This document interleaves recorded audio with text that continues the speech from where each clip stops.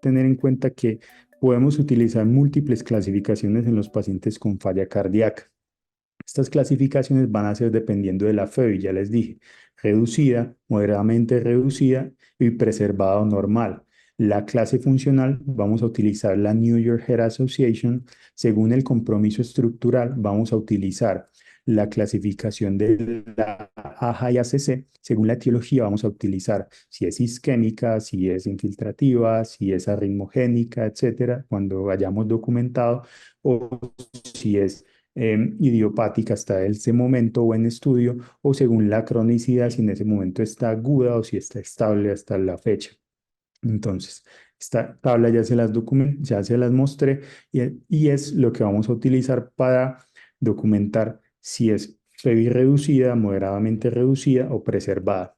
Con respecto a la funcionalidad, vamos a utilizar la NIHA. Entonces, la NIHA nos va a decir que la clase funcional 1, esta es una clasificación muy similar o básicamente la misma que utilizamos en el caso del EPOC, que sería la MMRC, donde tenemos que la clase 1 es la en el paciente que no tiene disnea, seríamos todos los que somos funcionales. La clase 2 es la del paciente con disnea que con la actividad física. Clase 3 es el paciente que tiene una disnea en el cual el reposo compensa la misma y el clase 4 es el cual tiene una disnea que persiste en el reposo y que persiste incluso con actividades básicas. Este es el objetivo en el cual voy a ahondar un poco más porque fue donde la guía del 2023, el update, profundizó un poco más y es en el tratamiento. Los objetivos básicos del tratamiento van a ser disminuir la mortalidad, las hospitalizaciones y mejorar la clase funcional. Va a tener unos principios generales del manejo y es que no hay evidencia en iniciar un fármaco sobre otro antes de. La evidencia en términos de disminuir la mortalidad está es sobre el uso de todos los medicamentos o lo que llaman cuadriterapia o bloqueo neuromoral. Hay que tener en cuenta los principios fundamentales de farmacocinética y efectos adversos de cada uno de los medicamentos, ya sea bradicardia, enfermedad renal crónica, hiperpotasemia y demás de cada uno de ellos y de la vigilancia de los mismos. Los grupos farmacológicos básicos van a ser los inhibidores de la enzima convertidora de angiotensina, el inhibidor del receptor de angiotensina y neprilicina, los betabloqueadores, los antagonistas del receptor de mineralocorticoides, los inhibidores del cotransportador 2 de sodio y glucosa. Y vamos a empezar entonces con lo que sería el bloqueo del eje angiotensina-aldosterona.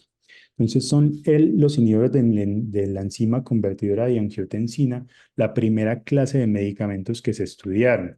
Ellos disminuyen la mortalidad y la morbilidad, pero actualmente se han asociado con los ANI, lo que serían el sacubitril/valsartán. Ellos lo que hacen básicamente es bloquear el paso de angiotensina 1 a angiotensina 2, que sería bloqueando la enzima convertidora de angiotensina en el endotelio vascular pulmonar, por ende no se liberaría aldosterona. En el estudio Paradigm, publicado más o menos en el 2017, sí, ya de hecho está perdiendo la patente este medicamento, que de hecho fue un estudio en el cual se tuvo que disminuir antes de que se publicara, de que se terminara el tiempo planteado porque se documentó un aumento en la mortalidad en los pacientes que estaban en el brazo de enalapril, ya que el aumento en las hospitalizaciones y mortalidad se le documentó en los pacientes que estaban recibiendo enalapril por falla cardíaca versus el sacubitril/valsartán, ya que este medicamento es un inhibidor del receptor de angiotensina y neprilicina, en el cual lo que va a hacer es inhibir la angiotensina 2 adicionalmente al efecto del el mismo enalapril. Por ende, el efecto es mucho mayor al mismo que tiene ya el mismo inhibidor de la enzima convertidora y angiotensina. va a tener un mayor efecto riesgo de hipotensión, por ende se recomienda titular las dosis, por ende también va a tener un mayor efecto riesgo de angioedema. Esa es la recomendación de hacer un watch out. Digamos, recomendación de hacer watch out. La idea es que se realice con losartán. Es una recomendación que se hace. Los pacientes que estaban en el brazo con enalapril y se pasaban a sacubitril valsartán comenzaban a presentar mayor riesgo de angioedema. Entonces, la idea es que se les realizara un periodo de washout, como una especie de lavado. Estos pacientes comenzaban a tener mayor riesgo de hipertensión, por ende, la idea es que ese periodo de lavado se les realice con losartán para disminuir ese riesgo de hipertensión que presentan. Otro grupo de medicamentos es el grupo de beta bloqueadores. Es un medicamento que disminuye la mortalidad, mejoran la clase funcional. Se recomienda iniciar en pacientes estables eubulémicos. Son un grupo de antiarrítmicos de clase 2A. Están clasificados dentro de esta clasificación de Vaughan-Williams como bloqueadores de los receptores beta 1, ya que disminuyen el efecto cronotrópico e inotrópico, activado principalmente por las catecolaminas. El otro grupo de medicamentos son los antagonistas del receptor de mineralocorticoides, en los cuales disminuyen la mortalidad, las hospitalizaciones, dentro de los cuales tenemos la espironolactona, la eplerenona. Van a generar un efecto de hiperpotasemia, lo que van a es antagonizar el receptor de la aldosterona. La aldosterona lo que va a hacer es aumentar la retención de sodio, la excreción de potasio y magnesio, y van a tener un efecto antiandrogénico, principalmente la espironolactona. La prerenona no tanto, y recientemente la finerenona es la que ha demostrado mejores resultados, sobre todo en desenlaces renales. De hecho, la guía reciente del 2023 con los ensayos Fígaro y Fidelio, lo que nos recomienda es que en los pacientes que tengan estas comorbilidades de diabetes mellitus tipo 2 y enfermedad renal crónica, sea este el medicamento en el cual comencemos a implementarlo, ya que demostró disminuir tanto las hospitalizaciones como la mortalidad por falla de comorbilidades. A tener en cuenta que no solamente la tasa de filtración glomerular fue lo que se tuvo en cuenta, ya que no solo eso nos define la falla renal crónica, sino también la proteinuria, la albuminuria, y es que fueron los criterios de inclusión que se tuvieron en cuenta para incluir a los pacientes, valga la redundancia.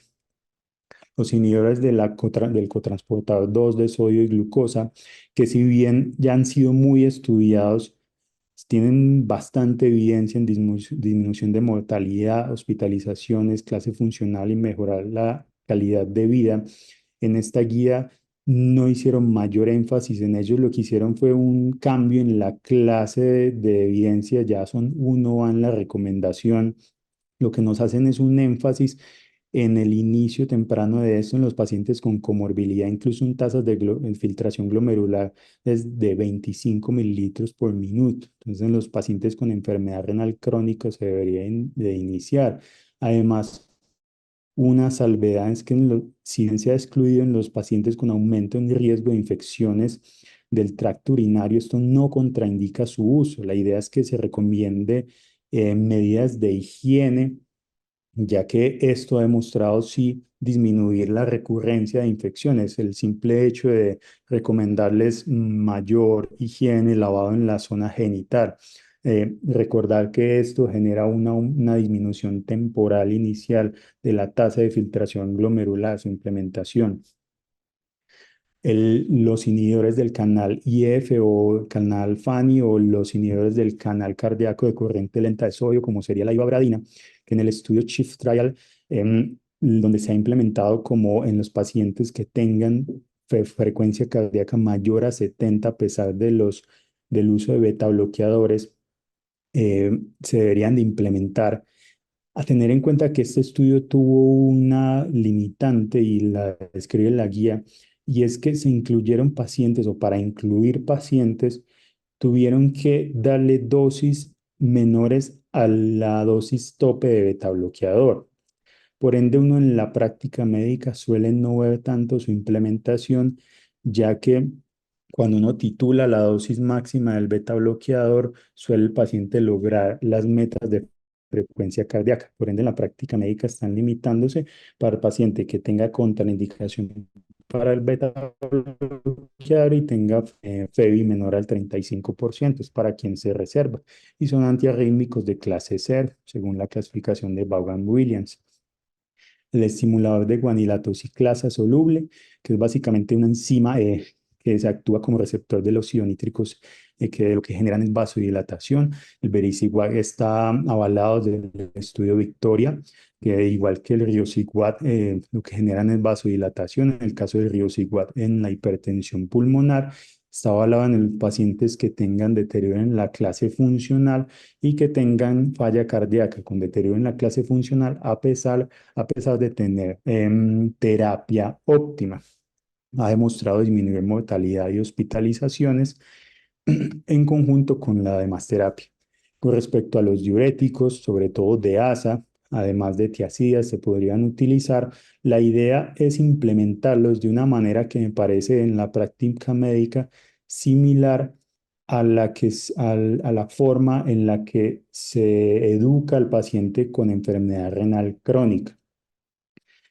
Ellos plantean, o lo que plantean es una educación al paciente con falla cardíaca, como se le educa al paciente que va a diálisis y se le pide que se conozca su peso seco. Entonces, la idea es decirle al paciente con falla cardíaca que conozca sus síntomas congestivos, sus signos y síntomas congestivos, para que cuando los comience a presentar, comience a tomar diurético. Y si persiste, ya consulte. Entonces, es como el objetivo del uso del diurético oral de manera crónica.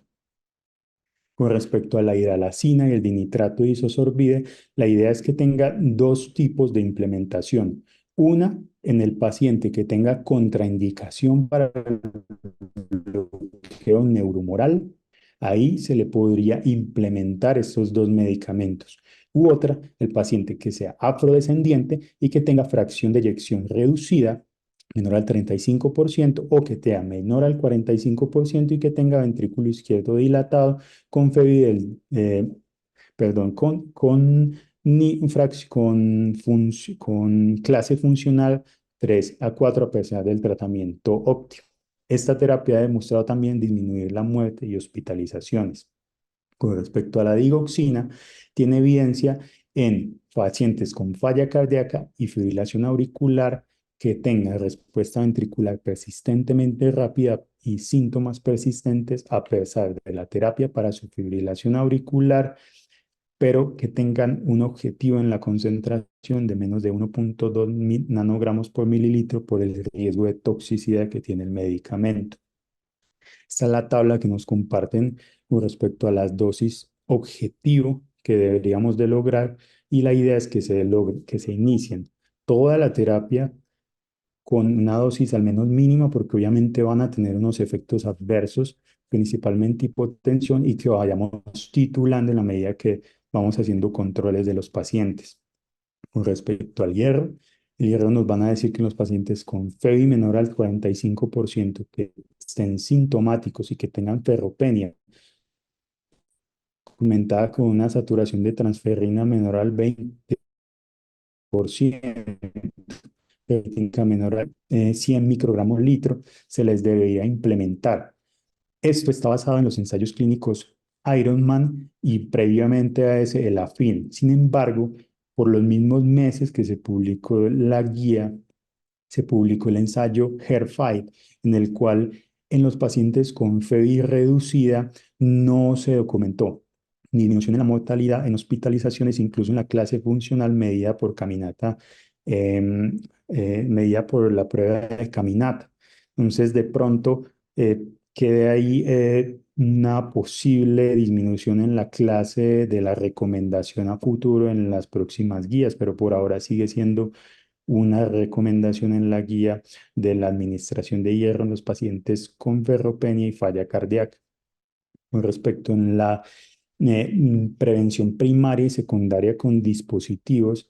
El desfibrilador automático implantable en la prevención primaria se recomienda en la falla cardíaca con IJA 2 a 3 de origen isquémico no menor a 40 días, con FEBI menor a 35%, que lleve más de 3 meses con terapia óptima y tenga una esperanza de vida mayor a un año, que no tenga una clase 4 refractaria al tratamiento médico el paciente. Pero si es prevención secundaria, el paciente obviamente ya tuvo que haber tenido un episodio de arritmia ventricular que haya presentado inestabilidad, pero esa inestabilidad tuvo que haber sido hemodinámica, que tenga una esperanza de vida mayor a un año y que tenga buena clase funcional con ausencia de causas reversibles. Con respecto al resincronizador cardíaco implantable, que es un dispositivo ya un poco más costoso, él se ha demostrado una disminución en morbilidad y mortalidad en pacientes con falla cardíaca sintomática, pero tienen que tener un ensanchamiento del QRS mayor a 150 milisegundos, con morfología de bloqueo de rama izquierda, con FEBI menor al 35% a pesar de terapia óptima, o con una falla cardíaca con FEBI menor a 35% que haya requerido un dispositivo previamente, un marcapasos, y que a pesar de haber tenido ese dispositivo haya empeorado su clínica. Este es el resumen que nos trae la guía, que nos trae la tabla, y se los comparto. ¿Por qué? La guía y siempre en la práctica médica nos dicen que el paciente debe tener la terapia neuromoral, el arnil, sacubitril, valsartán, el antagonista del receptor de mineralocorticoides, llámese espironolactona, prelenona, en este caso ya finerenona, el beta bloqueador, el ISGLT2 de su elección. Pero esa recomendación, que incluso en algunos casos lo llaman cuatro fantásticos y demás, a veces se queda ahí, pero nos olvidamos que son muchas las intervenciones que también han mostrado disminuir la mortalidad, el fenotipo del paciente, y muchas veces el paciente ya tiene esta y el síntomas, persiste con síntomas, persiste, y no hacemos más intervenciones. Entonces, la idea de nuevas intervenciones y evaluar los fenotipos que se puedan, de los cuales se pueda beneficiar el paciente, para así realizar nuevas intervenciones de las cuales se pueda beneficiar y de las cuales ya les he comentado en esta revisión. Por último, vamos a hablar de la valoración de la falla cardíaca con FEBI normal. Sabemos que la falla cardíaca de la FEBI normal se ha evaluado desde el estudio CHAM Trial, que es un estudio más bien viejo, que evaluó el candesartán. Se definió que era normal mayor al 40%. Con el tiempo supimos que moderadamente normal por la variabilidad ecográfica, realmente era mayor al 40%, 40-49%. Ahora normal ya sí se considera mayor al 50%. Por ende, han surgido algunas puntuaciones que han sido poco prácticas realmente para evaluar el paciente que tiene una FEBI normal. La guía propone un enfoque simplificado en lo que es la valoración de la FEBI normal, en la cual tenemos signos y síntomas de falla cardíaca con una FEBI mayor al 50% y una evidencia objetiva de anomalías estructurales y funcionales de falla cardíaca. Esas anomalías serían un ventrículo izquierdo, una masa indexada del ventrículo izquierdo mayor al 95 gramos por metro cuadrado en mujeres o 115 gramos por metro cuadrado en hombres, un volumen indexado de aurícula izquierda mayor a 34 mililitros por metro cuadrado, un índice E', una radio, que esto sería medido por Doppler en transmitral, una valoración de péptidos, una presión sistólica de la arteria pulmonar. Cualquiera de estos parámetros nos serviría en asociación con los síntomas y la FEBI para definir el diagnóstico de falla cardíaca con FEBI normal. Como mensajes finales, tenemos que el diagnóstico de la falla cardíaca va más allá del valor de la fracción de eyección. El análisis de los péptidos natriuréticos se debe realizar como variable dinámica. No es un solo valor y ya, entonces es negativo, no tengo el diagnóstico. Recuerde que tiene una depuración y tal vez debemos hacer repetición del mismo o un seguimiento. que el bloqueo neuromoral o cuadriterapia o, mal llamado, o llamados cuatro fantásticos no son el último eslabón terapéutico. Y para el cierre, y recordando que estamos con el CTO, el taller de técnicas de examen. Entonces, tenemos a una paciente femenina de 60 años de edad con antecedentes de infarto de miocardio, quien hace 10 años presentó este infarto de miocardio. Además, ahora tiene historia de hipertensión, diabetes, enfermedad arterial oclusiva crónica, obesidad grado 2, apnea obstructiva del sueño, quien consulta por cuadro clínico de un mes de evolución consistente en edema de miembros inferiores grado 2 con fobia, con crépitos basales bilaterales, ingurgitación yugular con reflejo hepatoyugular positivo, bendopnea y disnea paroxística nocturna. Trae reporte de ecocardiograma transtorácico realizado de manera ambulatoria, que reporta fracción de eyección del ventrículo izquierdo en 30%, sin trastornos segmentarios de la contractilidad con presión sistólica de arteria pulmonar de 30 milímetros de mercurio, insuficiencia valvular mitral trivial sin otros hallazgos. Con respecto a la falla cardíaca, ¿cuál no hace parte de la terapia óptima? Entonces, la idea con este tipo de taller de exámenes, de preguntas de examen, es evaluar cómo contestar este tipo de preguntas. Cuando se enfrenten a una pregunta con un texto tan extenso, la idea es que lo primero que hagan es irse a qué me están preguntando. Entonces, si ven lo que les están preguntando, se dan cuenta que no necesitan leer el enunciado. Con respecto a la falla cardíaca, ¿cuál no hace parte de la terapia óptima? No hacía falta leer el enunciado para contestar esta pregunta. Entonces, el ácido acetil salicílico no hace parte de la terapia óptima de falla cardíaca. Entonces, no hacía falta leer el enunciado. Ya sabemos que esa era la pregunta falsa. Entonces, la siguiente pregunta. Paciente masculino de 45 años de edad con antecedente de infarto agudo de miocardio, acude a consulta refiriendo disnea con el ejercicio. Tiene ecocardiograma con FEBI del 60%, con disfunción diastólica del ventrículo derecho, BNP mayor a 35. De las siguientes, ¿cuál es la conducta más acertada con respecto a la falla cardíaca? Suspender el ASA, iniciar empaglifosina, iniciar espironolactona, iniciar dapaglifosina, B o D son correctas. Entonces, en este caso, tenemos que el paciente tiene una FEBI del 60%. La espironolactona no está del todo indicada realmente.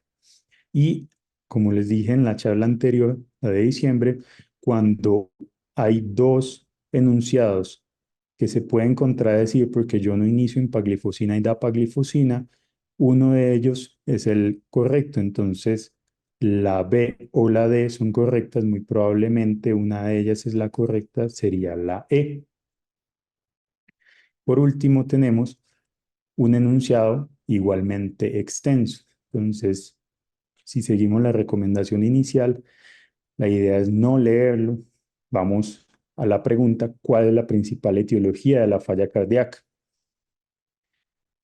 Infección viral, hipertensión pulmonar del grupo 4, cardiopatía isquémica, hipertensión arterial, obesidad, cardiopatía isquémica, como ya les había dicho en la charla. Muchas gracias a todos.